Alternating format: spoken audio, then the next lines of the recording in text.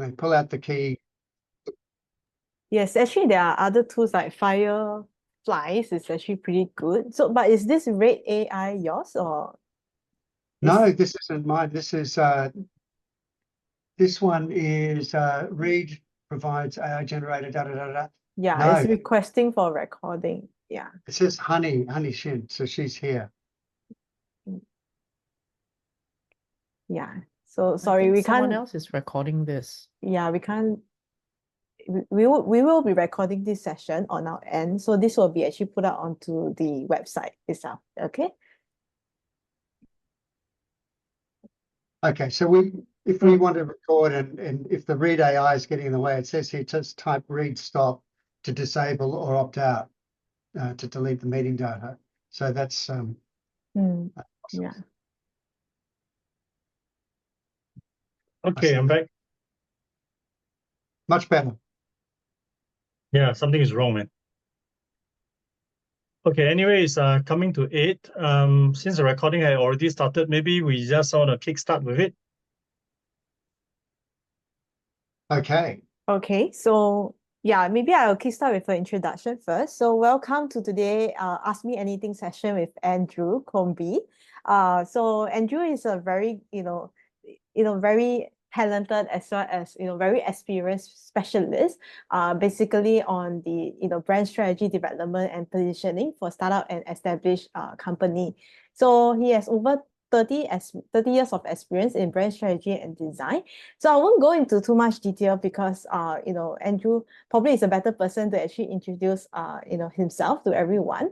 So this is a session whereby you can actually ask any question to Andrew here. So it's very honored to actually have him here to provide free consultancy in this 1 hour session itself. So please feel free to actually ask any question, whether is it in the chat box or you can also just straight away ask the question by unmuting yourself, right? Okay, so I'll leave it to Andrew for introduction and to take over the floor from here. Thanks. Fantastic. Thanks, Jesslyn. Okay, so some of you already know me, but for the benefit of those who don't, my name's Andrew Crombie. I'm originally from Australia, but I've been here since 1991 in Singapore, or in Asia, I should say. I've been in Singapore for about 25 years, but the rest in Asia. My background is I started off in marketing as a client on the client side after getting my degree at American Express. And then I've sort of gone through every single type of communications discipline since then. So I've been through direct marketing agencies. I was there for a couple of years. Then I've gone into doing big mainstream advertising. So what we call, the TV ads and the main sort of outdoor and radio and press and so on. And then moved into, over time, I moved back to client side. And then I came back into the whole area of retail design and brand experience and customer experience design. So that's basically designing interfaces, apps, stores, or total experiences, concepts for helping a customer walk into your brand rather than observe it. So some of the companies I've worked with, so I mentioned American Express. I've worked with Ogilvy, Ogilvy and Mather and Ogilvy a number of times. I worked with a company which is still around called FCB, which used to be one of the world's largest advertising agencies, biggest in the US. I've run Havas across Asia. I've run Fitch for Asia, and various others. So anyway, so my experience is very deep across a whole range. And in my time in Asia, I mean, my time before I came to Asia, I ran some fairly big brands in Australia and for Asia Pacific, brands like Qantas, like Telstra, like Westpac Bank. Some of these are Australian brands you may not have heard of, and Nestle and various others, Xerox and so on in Australia. But then when I came to Asia, I worked on or created and introduced into Asia a number of brands that would be household names. So, for example, Anley was a brand that I worked on right at the very beginning and wrote the whole brand strategy for and set it on its path to where it is now. Asia's largest and probably the world's largest adult nutrition brand. Brands like Tiger Balm, Tag Heuer watches I introduced, Oreos into Asia, I've worked on all the cars, Porsche, Mercedes, BMW, worked on beers and alcohol, Guinness, Hennessy. You pick a category, I've probably worked in it. Banks, Standard Chartered, I've worked on UOB, I've worked on DBS. So it goes on and on. So a lot of that was running the accounts, but a lot of that meant that you have to be very deep in understanding the strategy and how the brand fits into the business and how the business and the brand interrelate, because they are the same thing. They are not separate parts. You cannot run a successful business without having a good sense of brand, and you cannot have a successful brand without having successful business, because they take some effort and some cost to run. So the two typically run hand in hand. Anyway, so for the purpose of today, what I want to do, so my recent background, just a little bit about Crombie Consulting. I've got a company called Crombie Design, which is where we do retail design and retail experience and so on. So we've been doing things like, we developed the Razer flagship store in London. So, Razer gaming computers and so on. And we created their whole store in London.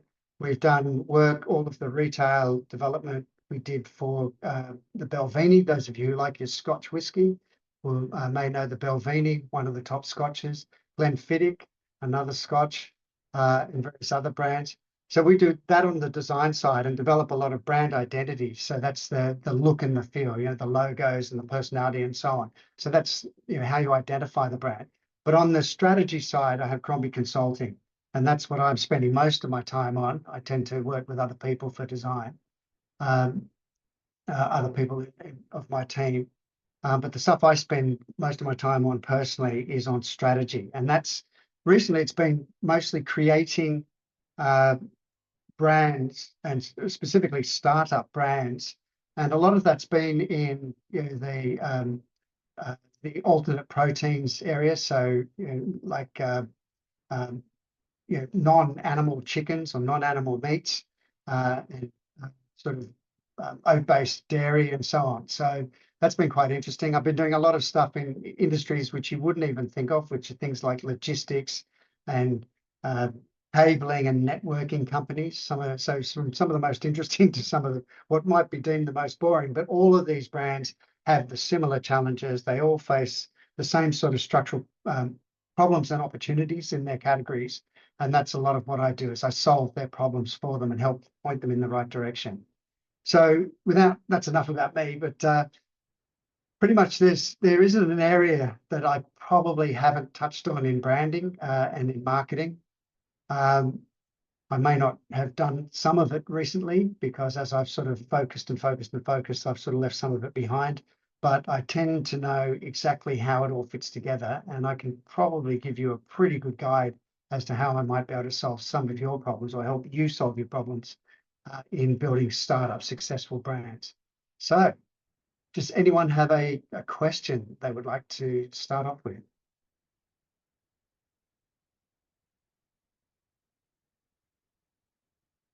Anyone? Probably No, give them a while to actually ask. Here we go. So how early in the startup process should we focus on brand? Okay. This one's from Patty's giving us a bit of a kick along. So it's very important that you start right from the very beginning. One of the things that a lot of people think is, they think that, okay, so we're going, we're a new brand, we've got a technology. I've come out of a job in the corporate world and I'm a specialist in this, and so I'm going to develop a product in this. So a lot of the problems that startups create for themselves is that they tend to focus on developing a product and getting that absolutely perfect. And then they think of starting to build a brand and work out how they're going to relate to the marketplace. And that, sadly, is the reason, it's the most important reason why startups tend to fail. And they tend to fail because they haven't started with the consumer, with the people who are going to buy their product, and understood their problem. And the art of branding is actually really understanding what the consumer needs, not necessarily what they say they want, what they really need and what would make them very happy, and then moving backwards into matching what you can do, which is unique and uniquely competitive, versus the other offers and other solutions that person, that audience may have available to them. And basically everything we do in branding is somehow connecting those three. That is differentiating ourselves from the competition in a way that's unique to us and that is very relevant to the audience. And that needs to happen right from the beginning. So the moment that you start to think about a startup and what you want to do, you need to start thinking about what problem are you solving. You need to start thinking beyond just the branding as a logo or a name. It's actually trying to understand what is the problem that you're solving. What business are we really in? Let me just touch on that for a second. A lot of companies don't actually understand what business they're in. I always use the analogy of drills. A lot of startups start up thinking they're making drills and we're going to make a better drill and everyone's going to want a better drill. But the audience some of the audience may just want a hole in the wall, and so knowing that you're in the whole business is one step forward. It's not just the drills, because there are other solutions to putting a hole in a wall. There could be competitors that you aren't considering. But at the end of the day, if you really understand to have a hanging on the wall that decorates their place, their house, or whatever. So if you aren't making, you may not be in the business. You may be making drills, but you're not in the business of drills per se. You're in the business of helping people decorate their house. And so in understanding that will help you tailor and position your brand in such a way that's most relevant to that person. And you can so what you've got to do is you've got to understand that right from the beginning, so you know exactly how you are going to position your business and how you're going to make it relevant to the audience that's most likely to buy from you. Okay, so that's it's very important to do that. The other thing about branding, starting right from the outset, is that a brand is not only an external facing aspect of your business, it's also internal. A lot of companies forget that having a very clear idea of what their brand is important for internal employee marketing, for building the mantras and the philosophies and the values and the culture within a company. So having a very clear idea of what your brand is and what you're trying to set out to achieve as a group right from the outset is very important for helping align all of those activities that you have. So to cut this short, because I can go on for quite a long time on this, it's the best thing you can do is to start thinking about your brand right from the beginning. And that is, as I said, starting with the consumer, understanding what they want, looking at what you can do, which is unique, looking at how you're going to differentiate yourself from the competition, and then finding a proposition or an idea that you can then take to the world, which can align and motivate all of your people in the same direction. So do that right from the very beginning. I'll give you one example here. So I created a brand called Tyndall. Has anyone here heard of Tyndall, which is a plant-based chicken? It was very big in Singapore. It launched in Singapore about 3 years ago, 4 years ago, 3 years ago, 2021. And I mean, these were a bunch of people who'd all had different experience in making alternative proteins. And they had an idea that they wanted to do a chicken, but they didn't really know what they wanted. So they came to me, the four of them came to me right at the very beginning, before they even had a product idea. We didn't have a brand name. We didn't have anything. They just had a concept. And they briefed me, and I created this brand after doing a lot of research in the category, created a brand, put together a concept of what the product idea should be, what the brand idea should be, who we'd be talking to, what the person, the first person or the most likely buyer would be, how we're going to differentiate ourselves from the competition, how we're going to push this idea into the marketplace. And that was all before we had an idea of what the final product was and what the final brand name was. And they took those 4 or 5 slides and went off to get their funding. So, they had an idea because we had a brand idea well before we had the decoration for the brand. And then they went on, of course, they picked up 30 million at pre-seed or at seed funding, and then another 100 million at Series A, all because they started with the strategy and they had a very clear idea of what the business was to do. So pays to start as early as possible. So next question. Hopefully, Patty, that answered your question. Is brand story about the founders or the products or the company's mission? Good question, really good question. So the brand story, one of the things that a lot of startups, it's so obvious and yet it's not done enough.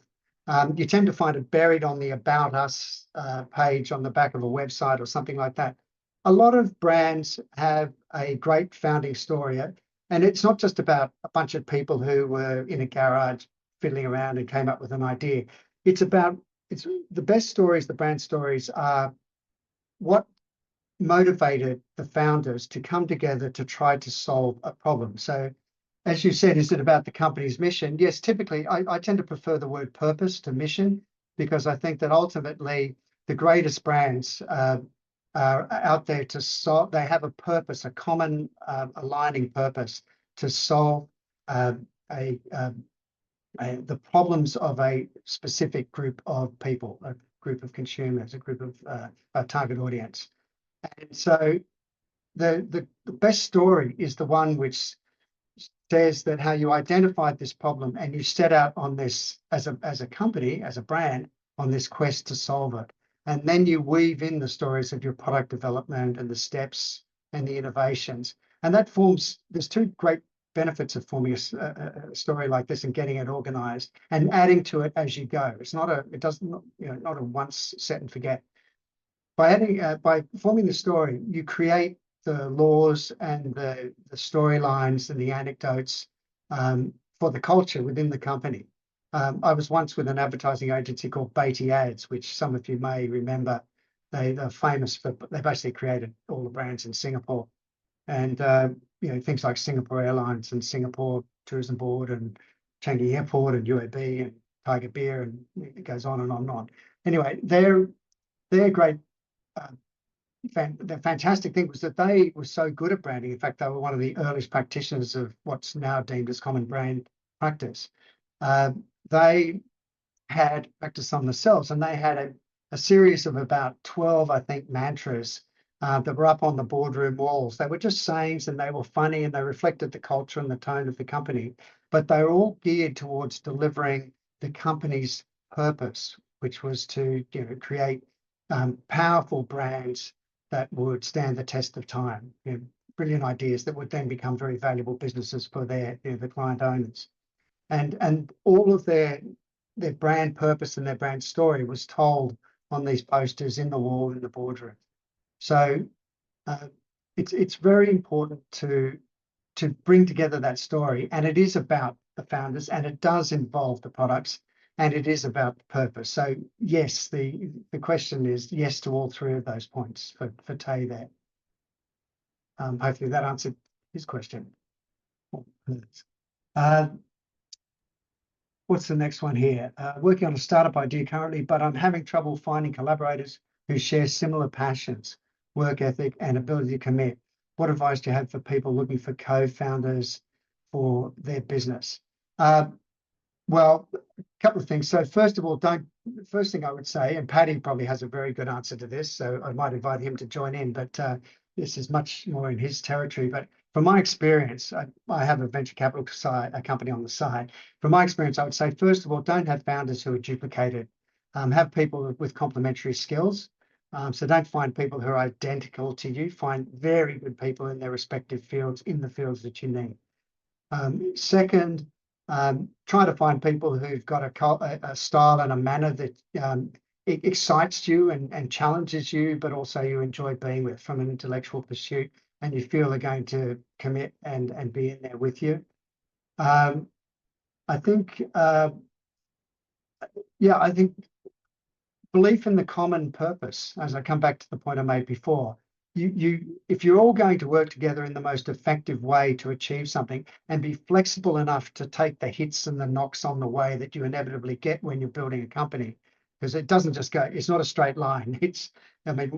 In retrospect, all of these case studies seem to indicate it's been a straight line and every brand has, developed so smoothly, but it hasn't. It's actually, they've bounced off one, they've had to pivot and move somewhere else, they've hit a wall here, bounce off there. And then finally, but they've always had their purpose in sight. So having partners who share that common purpose, that common ideal, and with the same sort of levels of motivation, I think that's probably the most important thing. So they'd be the three things.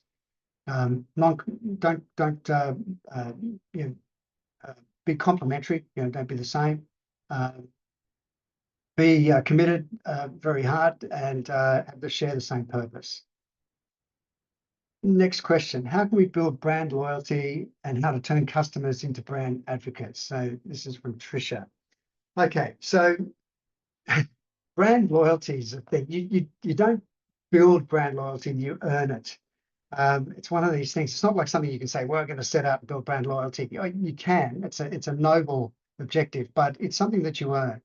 And you earn that by a whole host of good brand practices. So one of the main things that we would look at is, first of all, you need to build brand loyalty, to be advocates. So let's define what they are. So an advocate is somebody who willingly has gone beyond just being a return customer, is somebody who will go out and put their own identity, the risk of their own perceived risk to themselves, on the line to start promoting your business, your brand.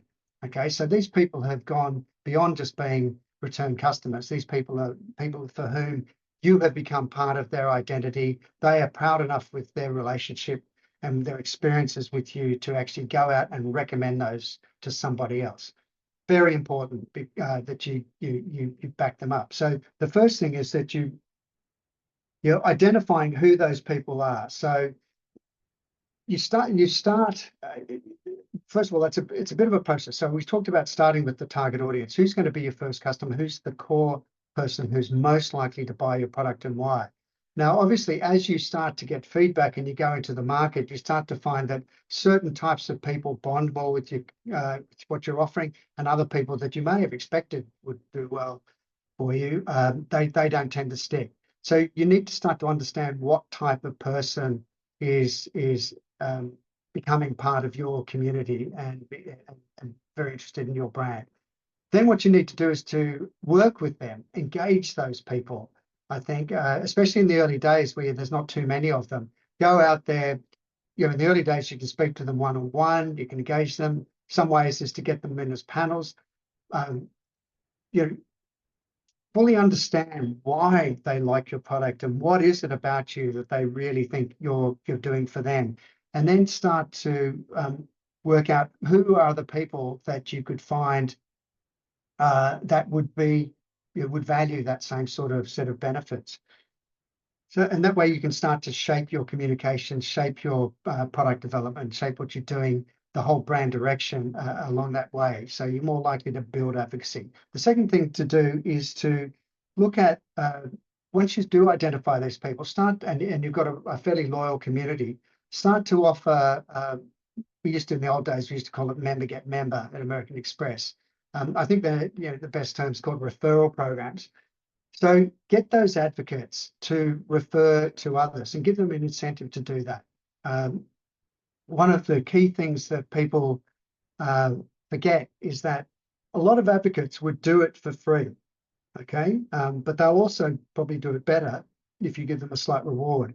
The best reward that you can give an advocate is their ability to be able to offer something to someone that's important to them, that they, because of their friendship, they've been able to give that privilege to.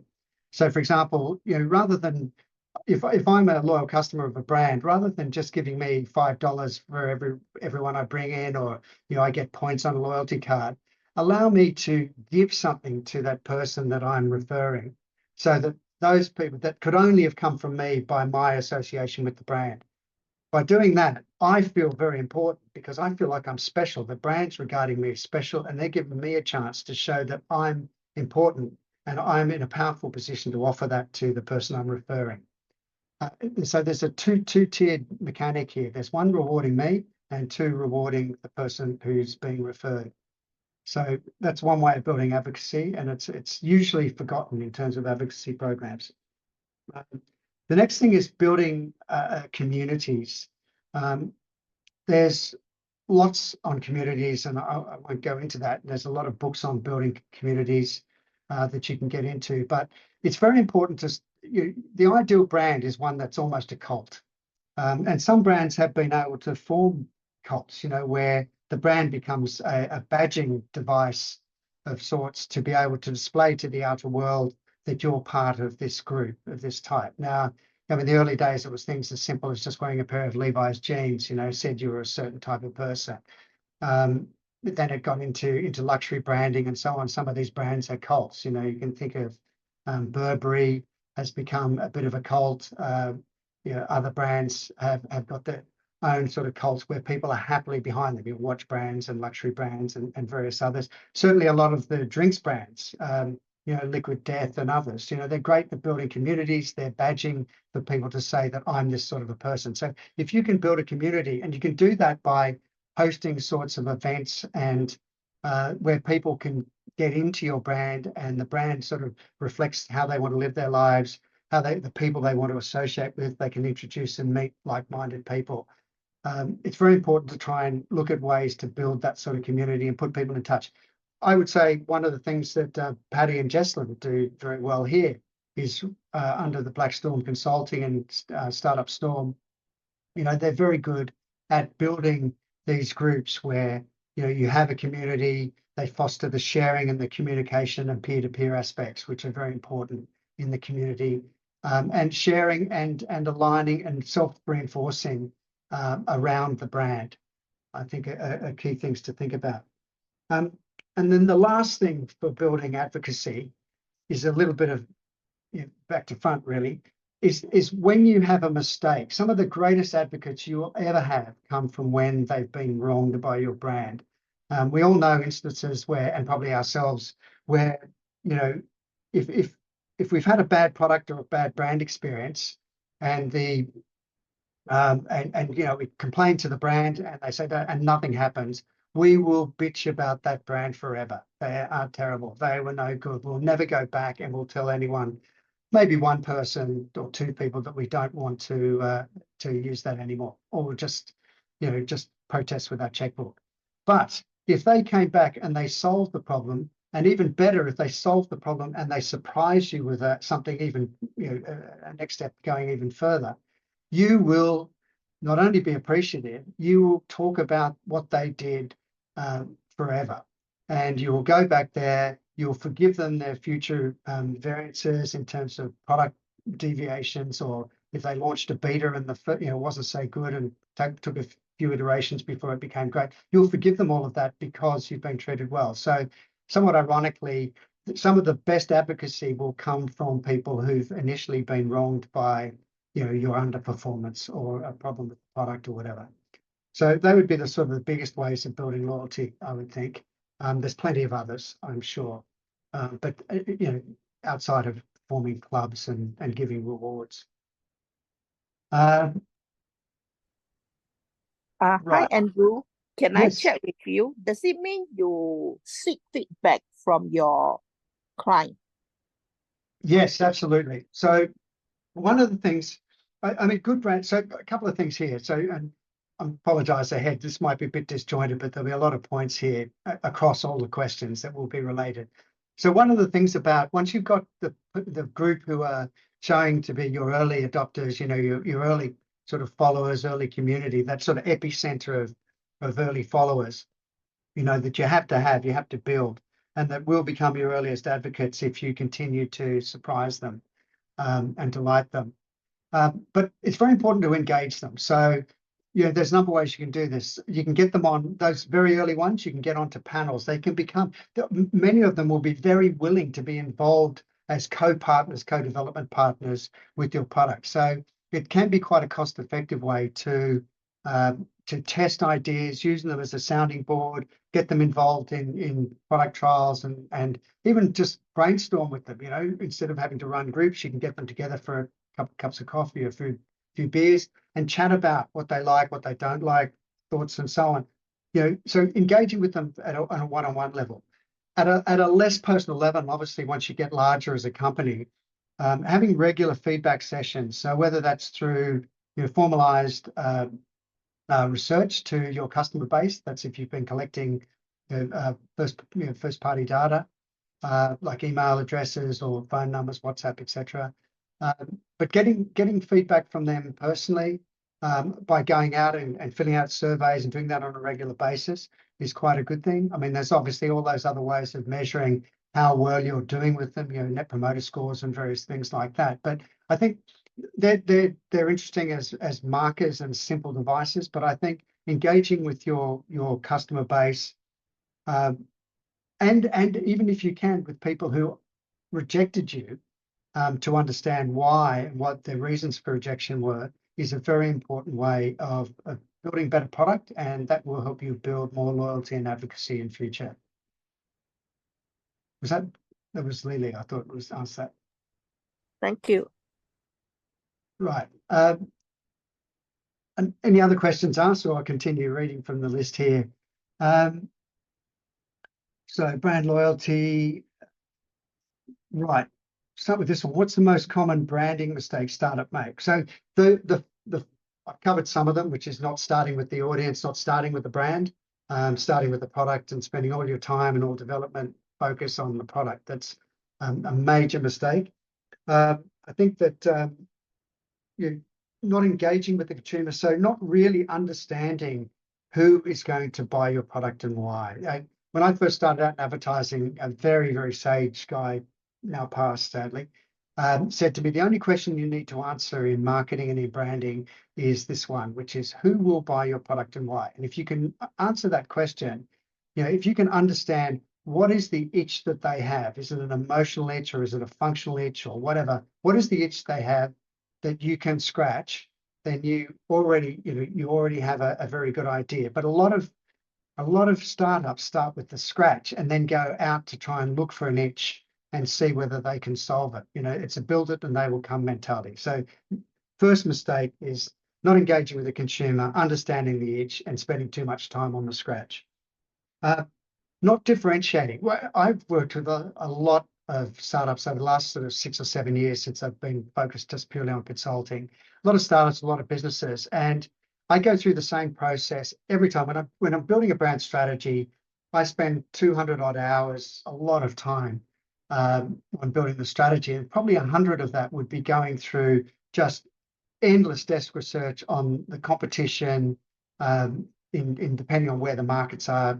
Most of my projects are either offshore or regional or what have you, but breaking down who are the key competitors in the markets, understanding all aspects of their brands and what they say to the market and what their claims are and their look and feel and their personality and so on. But what I invariably find is that in just about all categories, about 95% of all categories are saying almost the same thing. I could take the logo off one competitor and put it on another, and you'd almost, or I could read you out a passage and you wouldn't attribute that to any one brand. It would just sound like it was any of the brands.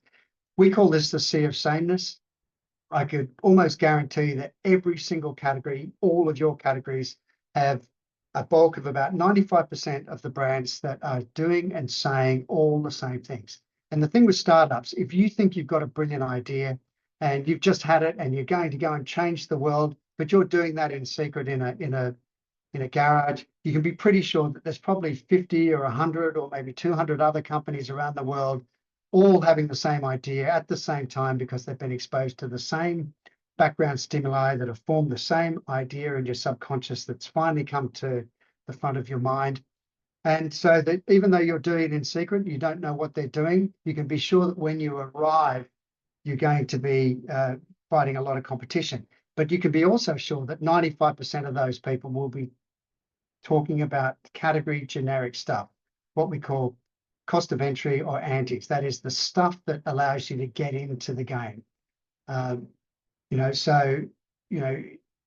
If you're a restaurant, things like cleanliness, reasonably good food, service, being open, timely in your opening, all that sort of stuff. That's cost of entry. You've got to have that. The stuff that differentiates you, and this is where you get into the 5%, is a great chef or a different menu type or a fusion type concept that no one's seen before, stuff that makes you different. And so the biggest mistake that a lot of startups make is that they think they're doing something that's really unique, but they're moving into a marketplace that's not that's already probably going to be crowded by a sea of sameness, and they haven't focused enough on how to differentiate. Now, you can't differentiate unless you're very lucky right from the beginning, but you do, once you start to see the shape of the market that you're going into, you do have to really start to focus on narrowing what you stand for, making sure that it's both different from in terms of the way it solves the problems that your audience has. It's also distinctive. So there's a difference between different and distinctive, and that is that it stands out above the others, above that sea of sameness.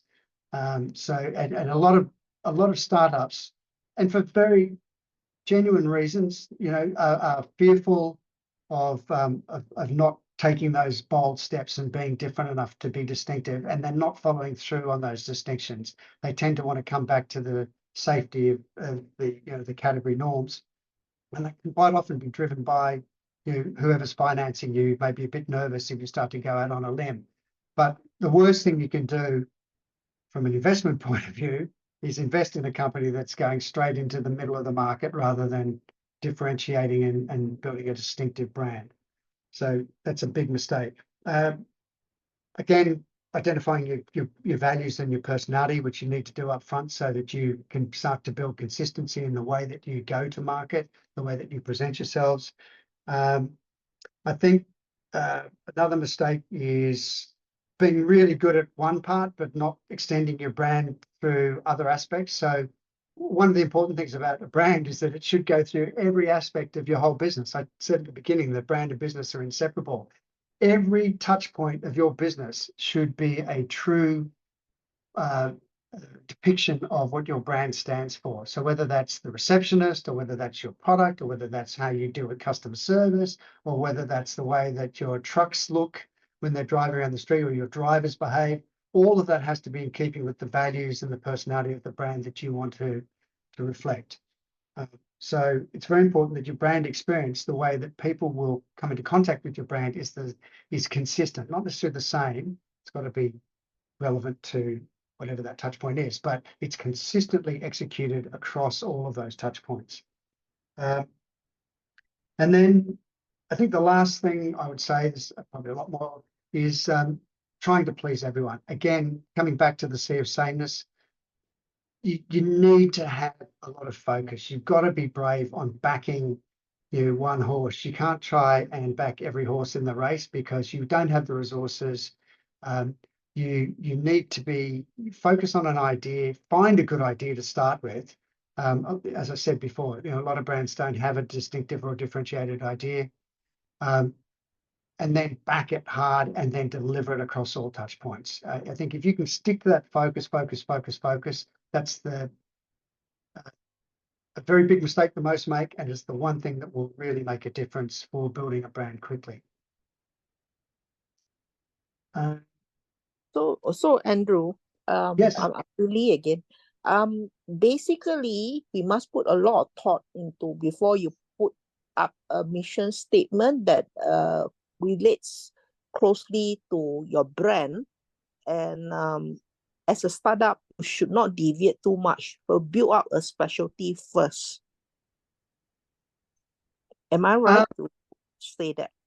No, not quite. So maybe if I understand the question correctly. So it's very important that you find a unique, it's a term I use, which is probably getting into the jargon, called area of authority. It's not a general term. You won't find it in textbooks. It's something that I use.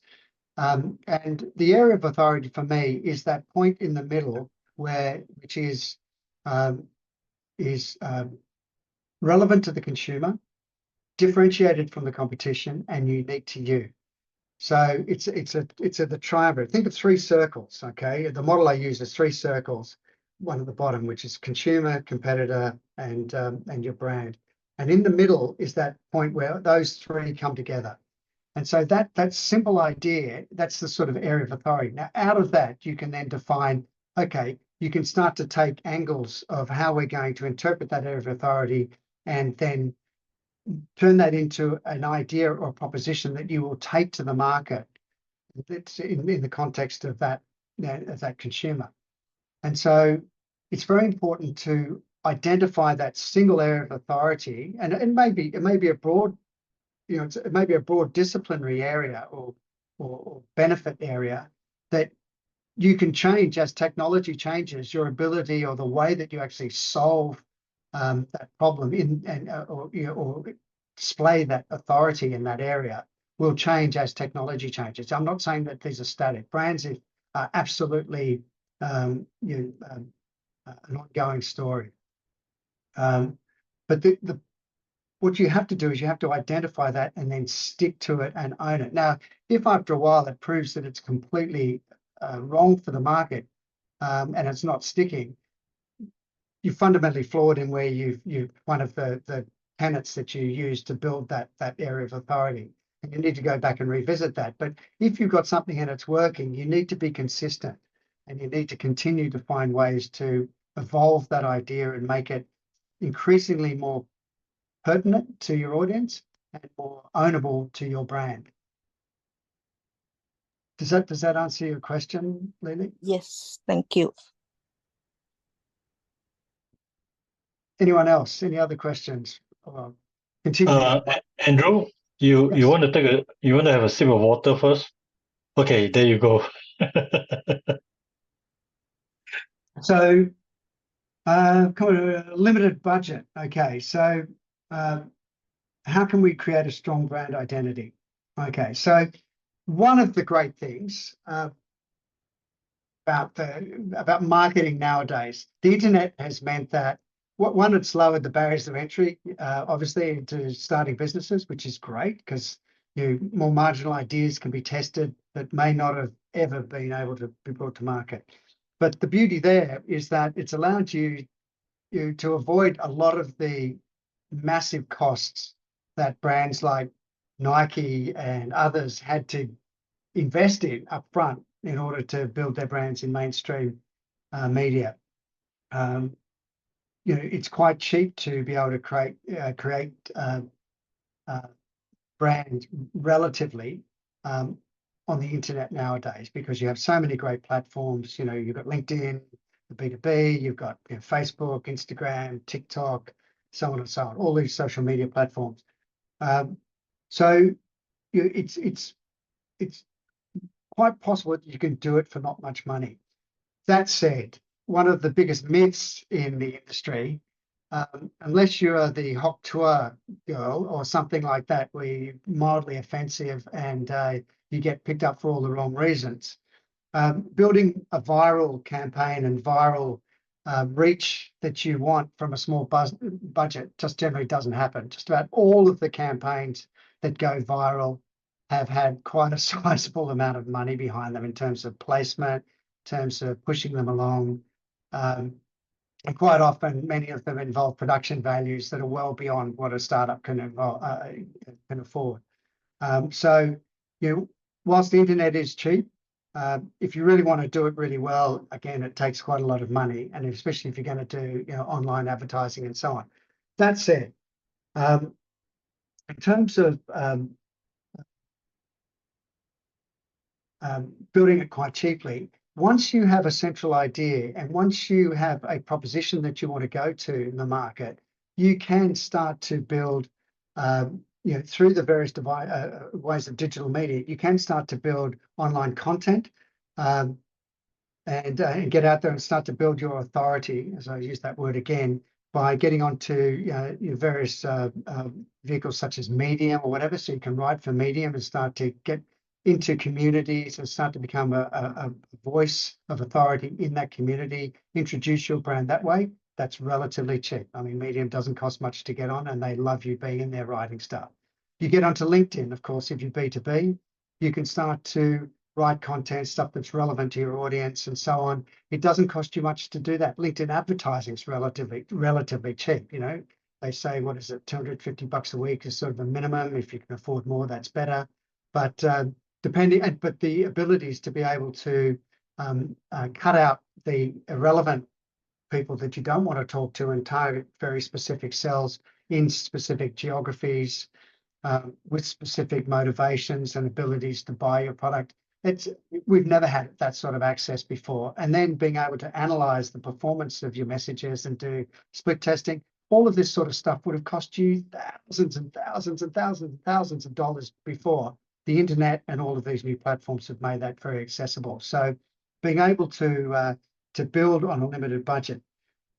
That said, how do you do this? You know, and I can go on about Facebook and go on about Instagram and your different media mixes for different types of audience, for different types of products.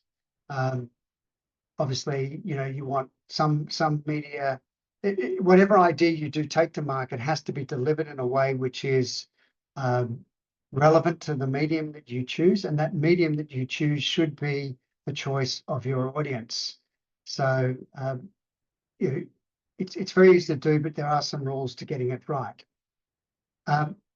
What's going to increase your chances of doing well on the internet, even though it is a lot cheaper, you've still got to fight a hell of a lot of clutter. And how are you going to get shared more? How are you going to get people reading it? How are you going to build followings? More than just likes, you want people to be able to engage and spend time with your brand and your content. Well, that's where you've got to have a very strong central idea and stand for something. You've got to be, you've got to get out, be a bit brave. You know, you've got to get out there and do stuff that might scare you a bit. One of the biggest problems is that brands tend to be too conservative, and there's a lot of research. I think it's von Restorff is the theorist who identified that stuff that stands out from the rest is much, much more likely to be remembered and to be dealt with. It's a theory from the 1930s. It tends to hold true with neuroscience and all of the stuff that I love, which is on how do you capture attention and how do you gain preeminence in people's minds, that is, and therefore become more likely to be selected when sometime in the future their time comes to choose someone from your category.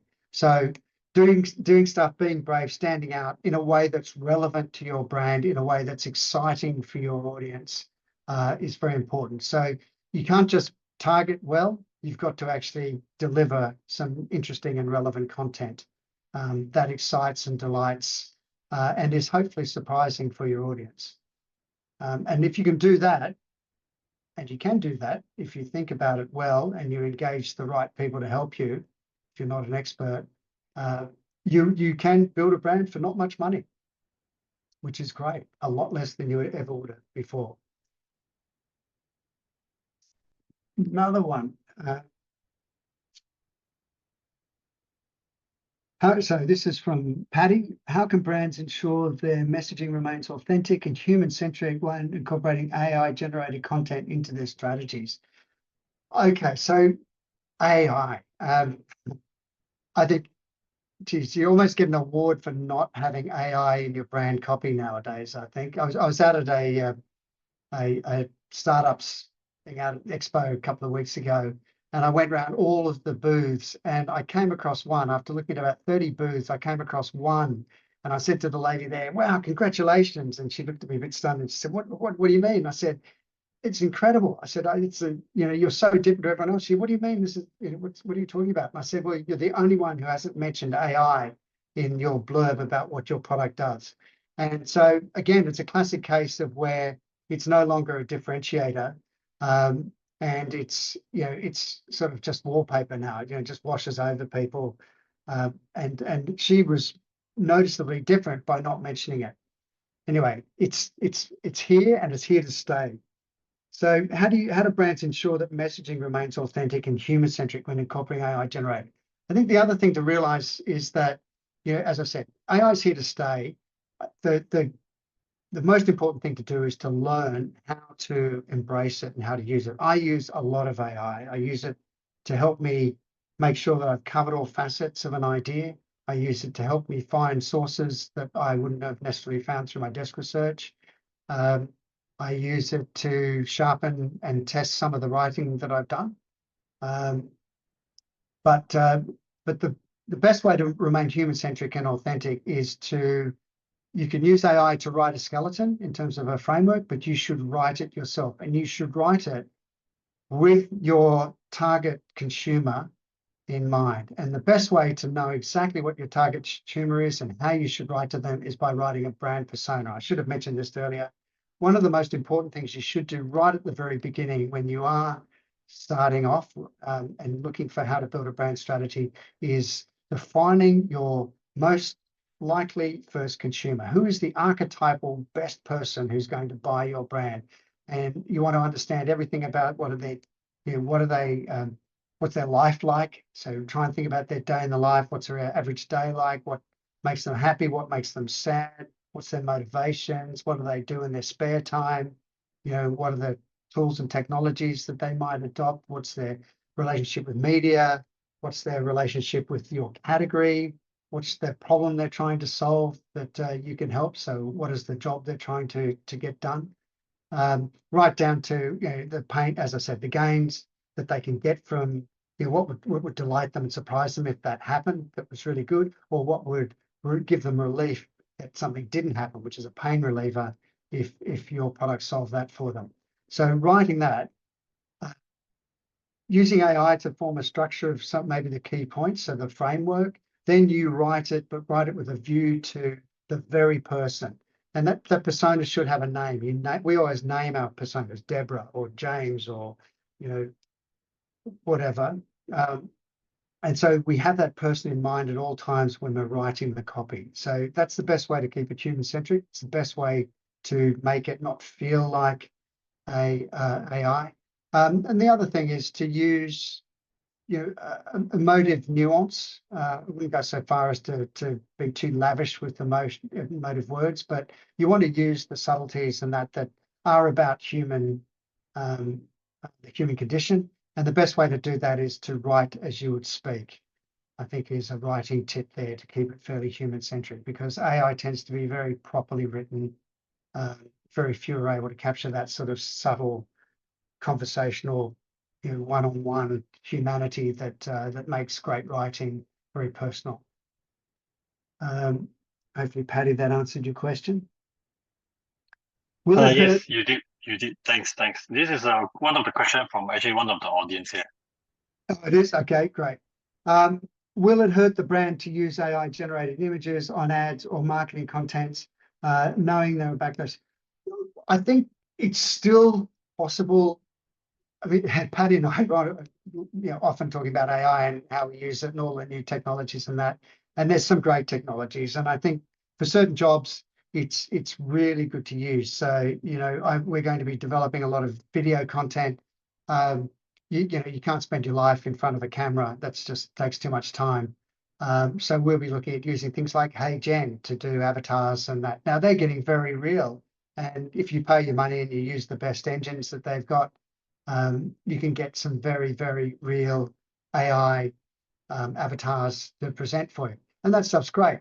And it's great when you're doing stuff like YouTube channels, or you're doing your training programs on a web page or something like that. But going into and creating images for ads, look, a very surreal, futuristic sci-fi type thing, I would say, yeah, you could do an image where it looks like that, and having something which is slightly weird and slightly not like real life, and not subtle, it's probably a good thing. Now, I'm speaking for now, these things are improving at the most extraordinary rate. So I think this could change in future. But look, my understanding is that, and I'm not a digital expert, so you need the digital guys to tell you this, but maybe Patty or someone else can answer this. But the algorithms are being written not to support as much AI and more for human content, so that it doesn't just end up with lots of stuff that's an averaging down of what's on the internet. And that's one of the risks of AI, is it tends to scan everything, organize what's most commonly thought and what it finds, as it should do. It's probabilistic, and then turning that into a single central document. Now, the problem with that is that it's always going to tend to the mean rather than to the fringes. So there are reasons why you wouldn't use AI, and there are situations where you would use AI in terms of visuals. And certainly I tend to avoid it when you're doing creative writing or meaningful personal writing on the internet, but use it for functional type stuff where you want to make something crisp or short, or or summarize something, I think it's probably quite good from that point of view. Again, not an expert, just a keen enthusiast. And of course, this space will change in the coming weeks and months. I hope I answered that question reasonably well enough. Will it hurt? That was the question. Knowing there's a backlash. Yeah, there's a backlash, but I think the algorithm backlash is probably the one you most want to be worried about. How to measure that a brand has been established well. Okay, so there's a lot of different ways to measure brands. There's obviously traditional research, so you can do all of your usage and attitude and all of your brand tracking sort of stuff that you might do, which tracks everything from awareness levels, so unprompted to prompted awareness, down to the what people think about your brand, how they perceive you, and so on, and how they perceive you in the context of the competition. So there's all that sort of research. Now those studies, simple brand tracking, that can be quite expensive. Again, it's a lot cheaper now than it used to be. A lot of the big research companies have these quantitative surveys and omnibuses that you can piggyback, and you can do simple dipsticks and track certain things. They're not expensive, they're worth doing, but they're only going to give you a limited amount of information. You can do, if as I said, you can do usage and attitudes type studies, which give you an idea of how the marketplaces, your defined target audiences predisposition is to your brand, and how they perceive you. That's possible. They tend to be quite expensive, probably too expensive for most startups, unless you've been funded. And then going down to more cheaper and more accessible things are things like finding individuals in your target audience and doing in-depth interviews with them. That's also possible. They tend to be cheaper, but you need to use them for more than just tracking your brand. You want to really understand how the brand appeals to them, how they perceive it in the context of others. So this is more of a one-on-one conversation, and that gives you richer, more insightful stuff, but it doesn't necessarily give you statistically valid results. Although that said, if you start to get the same answers and the same things from, I think the magic's number 3. I always used to think it was sort of 4 or 5 or 6 interviews in a row where they're saying exactly the same thing. You can be pretty sure that that stacks up in a quant study. And then lastly, which is my favorite, is when you're trying to explore different ideas or to get a feeling of how brands relate to people and how they see them in the context, is you can do sort of affinity groups and so on to study that.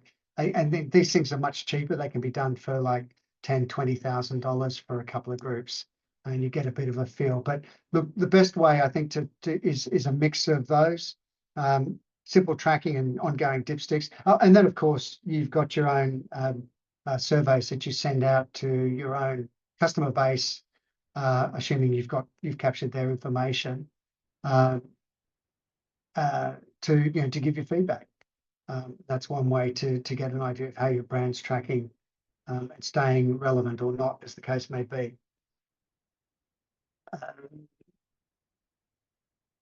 Question from the audience: how to reach that level of guru expertise like me, a MarTech startup? I wouldn't go anywhere near saying that I've got a level of guru expertise. I do have a very extensive library. I probably read far too much, but I've found that a lot of those ideas that I've got out of books, generally there's 1 or 2 ideas per book. I haven't quite got to the Blinkist yet of doing the summaries. I'm not so sure I'd learn that well, but certainly 1 or 2 ideas per book. But so long as you internalize that idea and you understand how the idea works, so that you can then apply the principles with different trigger information, that's where you'll start to get a gut feel for how brands work. Because one of the things about brands is that, as I said at the beginning, there are no templates. In fact, I was saying this to Doris before you guys all came on. So the thing about strategy and building brands is that we have lots and lots of tools, and there's so many different bits of very grey, fuzzy techniques and approaches. But at the end of the day, there are people who do brand strategy, and that are a weird mix of being highly analytic and left-brained, and highly creative and right-brained. And think that's the right way around. And they, you know, and you tend to know, you have a good gut sense of where what the problem is and where the brand should be and how it is, but you don't necessarily know exactly how to get there. And so a lot of the development of brands, you know, comes from knowing a lot from a lot of books, a lot of learnings, having internalized those and how those principle works and how everything fits together. And then feeding in all that information about the brand, about the consumer, about the competitor, and then having the 3 o'clock in the, and then finding tools to try and work through ideas and organize information in a way that might throw up an interesting idea or collision of thoughts that's different, that you go, I see an idea in that. And what about this? You know, so, I mean, that sort of stuff comes, and then you'll have the ideas at 3 o'clock in the morning. That's the worst thing I could wish for you, which happens to me, is that I'm like a funnel. I will read, I'll do that 100 hours of study. I do it firsthand myself, because you can't have insights by intuiting someone else's reading. You've got to have done the work yourself. And it all goes into your brain, and at 3 o'clock in the morning, you'll be woken up and I have a pad by my bed or my phone, and I'm just typing and scrolling, and it might be an hour where I just jump out of bed and go down and just write. That's the way it is. So read, review, research, and then hope it all comes together. That's all I can say, but yeah, guru of expertise, I think, is a bit too far.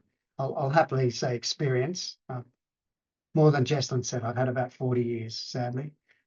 It's quite long. Hopefully that answered your question. What resources do you follow to get inspiration to stay updated on topic? Okay, wow. So first of all, books. Yeah, so there's a couple of guys on LinkedIn that I follow. And for the life of me, I can't remember who they are. They're guys like Alex. So a lot of the authors. So there's the guys who are writing some good books at the moment. A guy called David Breer on branding. I have tons of these books here. So you've got, see this is a great book, Brand Intervention by David Breer. As I said, constantly read. Hooked on how to create addictive cultures around your brand by Nur. There's a whole bunch of different books I've got here. You just got to read, get on these feeds on LinkedIn, and then do your Google. Keep pumping questions into Google. In fact, the other thing to do is to use AI now to do some of the work to find out who are the hottest new newsletters and so on. That's basically all I can say. You know, the danger is you read all of these case studies which are retrospective on how brands were successful, and the problem with the retrofitting is that they tend to be glorious perfections rather than truthful, understanding of the steps that they had to go through in order to get those insights, in order to get that epiphany that makes a great brand. So yeah, do your reading, basically. Yeah. And the other thing is trends. Sorry, Jess, I'm conscious of time there. The other thing is trends. Get onto the trends feeds. One of the things about being brands, creativity is about rearranging previously known things in previously unknown ways. And if you look at that, you need to know about previously known things, and you need to have a constant feed of their trends and directions. So things like Trend Hunter, Google Trends. Again, I get about 5 or 6 different feeds of trends every day. In the medical Futurist is another one. If you're in the medical field, it's fantastic about what's happening. Those things give you ideas about what can happen, different directions to take, and how you might see an industry in a different way that might help you formulate a better strategy or a better idea for your brand. Sorry, Jesslyn? Yeah, so sorry to interrupt, because we know that there may be many other questions you have for Andrew here. But because now it is past 9 p.m, so we have to actually end the session soon. Probably Andrew, we can have one last question. I have a question for Andrew. My question is, what will be your advice for people wanting to get ahead in this field? This can be the last question.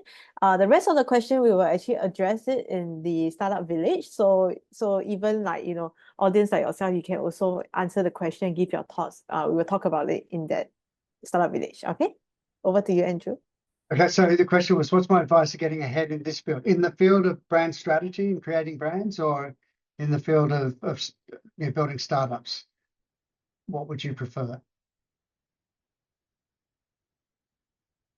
Just okay. In the field, so if you're getting into brand strategy, so first thing about brand strategy is one, you got to love the idea that you're creating things, concepts, and assets that are almost like creating little people. They're like babies, you know. You fill them up with meaning. They go out there. They interact with the world in a way that you can't always control. It's so the way that you can do that best is by having a lot of life experience yourself. So getting out, doing lots of different things, reading lots of different stuff, risking your idea, you know, taking different viewpoints. I have to force myself a lot to not bring my own biases and perceptions into things. I have to sit there and go, okay, that's interesting. Or it's always interesting. I have to say, everyone's perspective is always different. Yeah, interesting, because it may change the way that I may see something. Now, quite a lot of the time, I still think, okay, well, that's just another version of what I've heard. But getting out there and experiencing stuff, listening to new ideas, reading different things, challenging yourself to do things that are different, that's a really good thing. As I said before, reading trends feeds, looking at brands and thinking that's really good, or if you hear about something that's good, trying to work out why. You know, we didn't talk about things like brand identities and, you know, how do you build those, which are very important. The most important things for a startup are getting a brand idea first, then getting an identity, so a consistent way, an identifiable way that people can recognize you, so that they can start to attach meaning to that your symbols that you're out there and own. You know, you need to look at brands who've done that well, and then understand why they've done it well and why does it work. That's a good way to get ahead, because as I said, once you start to learn what makes brands work, learn what's made some brands successful and other brands not so, then you will start to be able to create your own brands and great brands and get ahead. And so far recently, I've been quite lucky in that, you know, I've had a couple of unicorns and one company that was bought on the day that it was launched, which was a pity because I wanted it to go out there. But anyway, it was such a good brand, it got bought. Which and so, you know, and that's come from just years of doing exactly what I just said. Right. Thank you for the insightful, you know, response to the question. So I guess we will have to end the session right now. So you can actually refer to the chat box here with some information.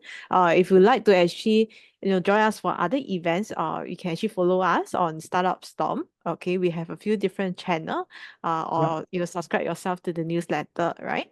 Okay, so if you have if you'd like to actually speak to you know, Mr. Andrew here, professionally for your business itself, you can also connect with him via the link at Startup Storm.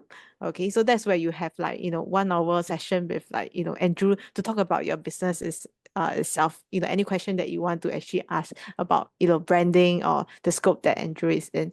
Okay, so if you have you know, other question regarding this session, or if you like to actually, I will actually put some question in the startup village, so you can actually you know, share your thoughts over there. Andrew may actually share his thoughts also over there, or you know, anyone else can actually do so. Okay, so it's a free account. You don't need to actually have don't need to pay for startup village. It's just a forum, so feel free to actually, you know, sort of like network with us over at the community there. Okay, so I will end this session and, you know, have a great evening ahead. No. Thanks for your questions, everyone. Yeah. Very good. Thank you. Thank you very much. Thank you. Thank you for joining us. Thanks. Bye-bye. Thank you. Thank you. Bye-bye. Bye, everyone. Have a good night's rest. Thank you, Andrew. Thanks, Jaslyn. Yeah. Pleasure.